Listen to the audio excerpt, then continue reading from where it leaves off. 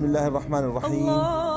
يقوم فريق نداء إنساني بإدارة الأخ المهيب أبو عبد الرزاق في أول أيام عيد الأضحى بتقديم حصص الأضاحي لأهلنا في مخيمات الشمال السوري على بركة الله. أشهد أن لا إله إلا الله.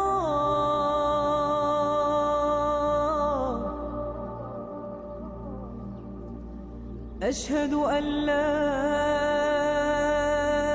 إله إلا الله.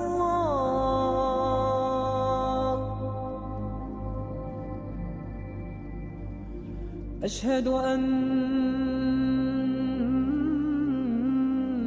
محمدًا رسول